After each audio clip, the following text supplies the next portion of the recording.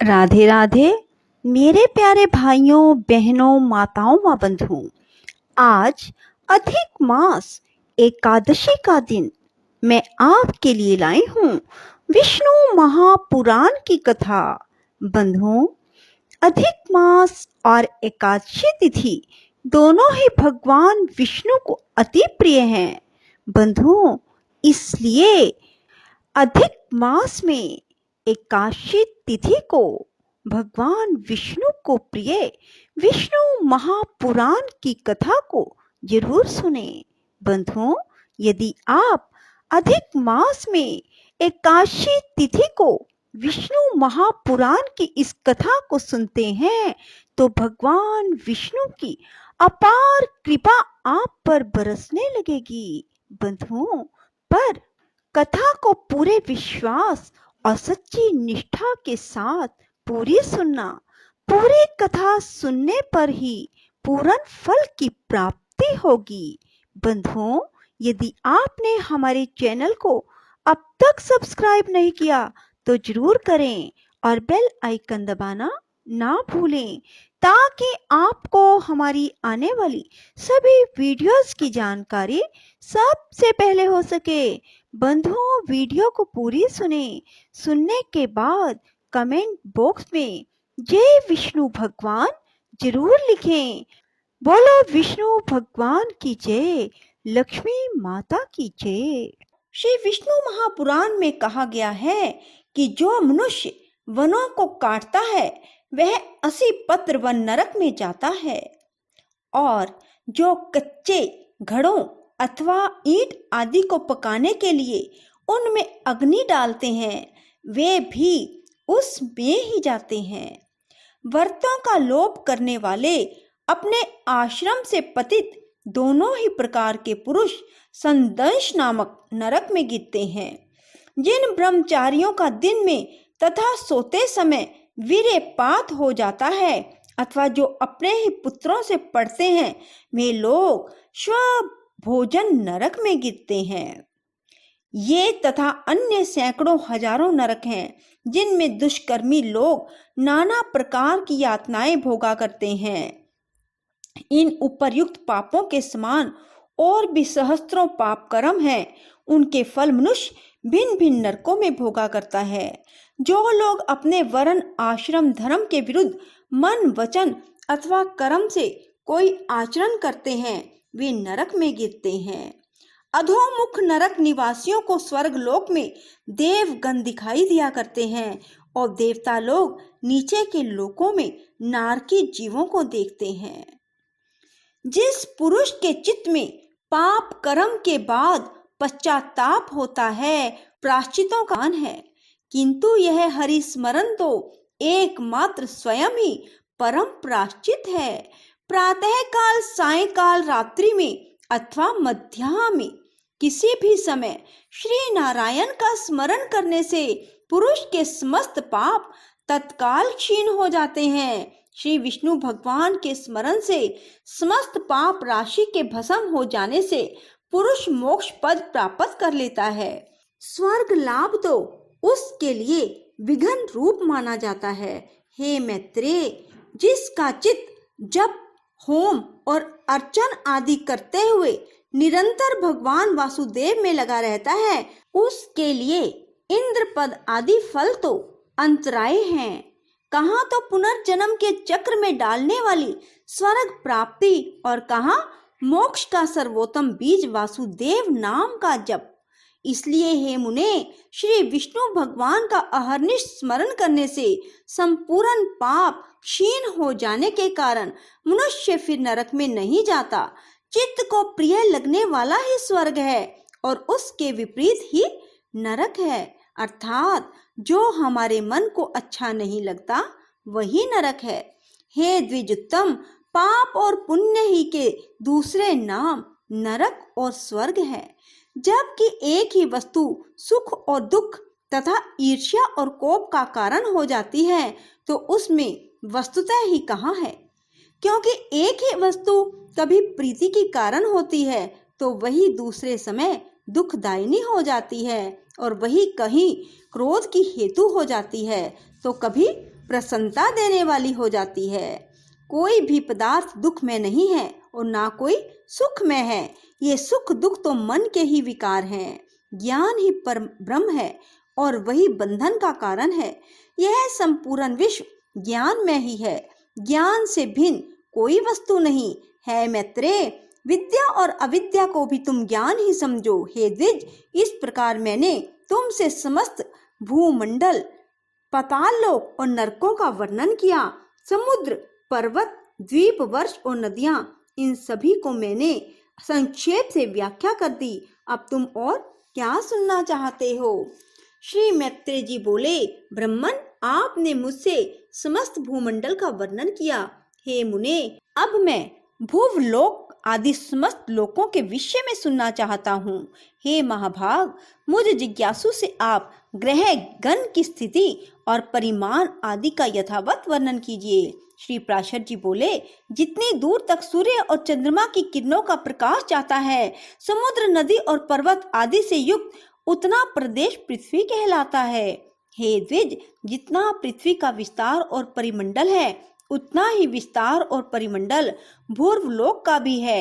हे मैत्रेय, पृथ्वी से 1,00,000 योजन दूर सूर्य मंडल है और सूर्य मंडल से भी 1,00,000 योजन के अंतर पर चंद्रमंडल है। चंद्रमा से पूरे 100,000 योजन ऊपर संपूर्ण नक्षत्र मंडल प्रकाशित हो रहा है। हे ब्राह्मण, नक्षत्र मंडल से जो 2,00,000 योजन ऊपर बुध और बुध से भी 2,00,000 योजन ऊपर शुक्र स्थित है। शुक्र से इतनी ही दूरी पर मंगल है और मंगल से भी 2,00,000 योजन ऊपर बृहस्पति जी हैं। हे द्विजोत्तम, बृहस्पति जी से 2,00,000 योजन ऊपर शनि है और शनि से 1,00,000 योजन के अंतर पर सप्तऋषि मंडल है। सप्तऋषियों से भी 100 योजन ऊपर समस्त ज्योतिष चक्र की नाभि रूप ध्रुव मंडल स्थित है। हे महामुने, मैंने तुमसे यह त्रिलोकी की उच्चता के विषय में वर्णन किया है। यह त्रिलोकी यज्ञ फल की भोग भूमि है और यज्ञ अनुष्ठान की स्थिति इस भारतवर्ष में ही है। ध्रुव से 1 करोड़ योजन ऊपर महलोक है, जहाँ कल्पांत पर्यंत रहने वाले भृगु आदि सिद्धगण रहते हैं। हे मैत्रेय, उससे भी 2 करोड़ योजन ऊपर जनलोक है, जिसमें ब्रह्मा जी के प्रख्यात पुत्र निर्मलचित सनकादि रहते हैं। जनलोक से चौगुना अर्थात 8 करोड़ योजन ऊपर तपलोक है। वहाँ वेराज नामक देवगणों का निवास है, जिनका कभी दाह नहीं होता। हे मैत्रेय, इस प्रकार मैंने तुमसे 7 लोक 7 ही पाताल कहे। इस ब्रह्मांड का बस इतना ही विस्तार है। यह ब्रह्मांड कपित के बीज के समान ऊपर नीचे सब और अनकटाह से घिरा हुआ है। जिस प्रकार आकाश और काल आदि सनिधि मात्र से ही वृक्ष के कारण होते हैं, उसी प्रकार भगवान श्री हरि भी बिना परिणाम के ही विश्व के कारण है।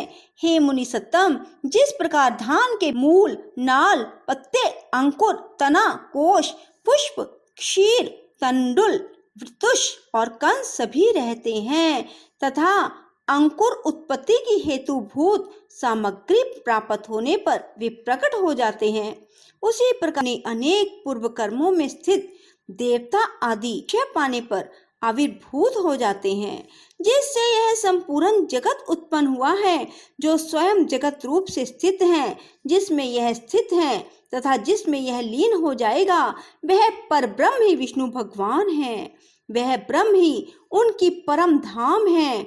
वह पद सत और असत दोनों से विलक्षण है।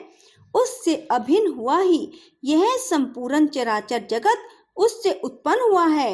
वही अव्यक्त मूल प्रकृति है, वही व्यक्त स्वरूप संसार है। उसी में यह संपूर्ण जगत लीन होता है, उसी के आश्रय स्थित है।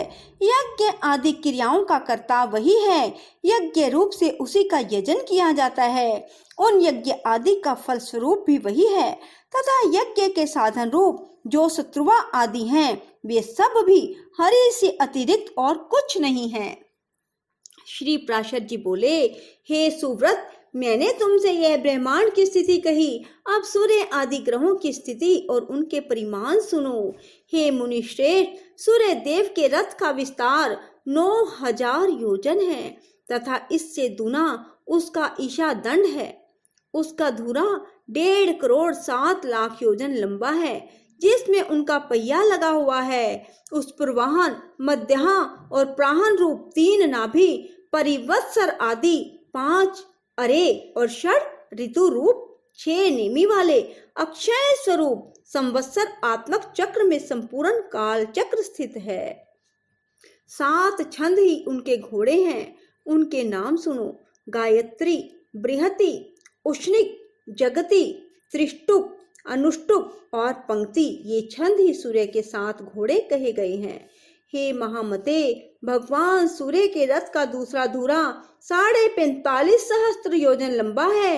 दोनों धुरों के परिमाण के तुल्य ही उसके युगाद्रों का परिमाण है। उनमें से छोटा धुरा उस रथ के एक युगार्थ के सहित ध्रुव के आधार पर स्थित है और दूसरे धुरे का चक्र मानस उत्तर पर्वत पर स्थित है। भगवान सूर्यदेव दिन और रात्रि की व्यवस्था के कारण हैं और राग आदि क्लेशों के क्षीण हो जाने पर वे ही कर्म मुक्ति भागी योगी जनों के देवयान नामक श्रेष्ठ मार्ग हैं। हे मैत्रेय, सभी द्वीपों में सर्वदा मध्याह्न तथा मध्य रात्रि के समय सूर्य देव मध्य आकाश में सामने की ओर रहते हैं। इसी प्रकार उदय और अस्त भी सदा एक दूसरे के सम्मुख ही होते हैं। समस्त दिशा और विदिशाओं में जहाँ के लोग सूर्य को जिस स्थान पर देखते हैं, उनके लिए वहाँ उसका उदय होता है, और जहाँ दिन के अंत में सूर्य का तिरोभाव होता है, वही उसका अस्त कहा जाता है। सर्वदा एक रूप से स्थित सूर्य देव का वास्तव में न उदय होता है न अस्त, बस उनका देखना ही और ना देखना ही उनके उदय और अस्त हैं। सूर्य के उदय और अस्त से ही पूर्व और पश्चिम दिशाओं की व्यवस्था हुई है। वास्तव में तो वे जिस प्रकार पूर्व में प्रकाश करते हैं, उसी प्रकार पश्चिम तथा पार्श्ववर्तनी दिशाओं में भी करते हैं। सूर्य देव देव पर्वत सुमेरु के ऊपर स्थित ब्रह्मा जी की सभा के अतिरिक्त और सभी स्थानों को प्रकाशित करते हैं। उनकी जो किरणें ब्रह्मा जी की सभा में जाती हैं, वे उसके तेज से निरस्त होकर उल्टी लौट आती हैं। सुमेरु पर्वत समस्त द्वीप और वर्षों के उत्तर में है, इसीलिए उत्तर दिशा में सदा दिन और रात रहते हैं। रात्रि के समय सूर्य के अस्त हो जाने पर उसका तेज अग्नि में प्रविष्ट हो जाता है, इसलिए उस समय अग्नि दूर से ही प्रकाशित होने लगता है। इसी प्रकार है द्विज, दिन के समय अग्नि का तेज सूर्य में प्रविष्ट हो जाता है, अतः अग्नि के संयोग से ही सूर्य अत्यंत प्रखरता से प्रकाशित होता है। इस प्रकार सूर्य और अग्नि के प्रकाश तथा उष्णता में तेज परस्पर मिलकर दिन और रात में वृद्धि को प्राप्त होते रहते हैं। बोलो विष्णु भगवान की जय, लक्ष्मी माता की जय। बंधुओं, यदि आपको हमारी वीडियो पसंद आए तो इसे लाइक करें और शेयर भी जरूर करें। धन्यवाद।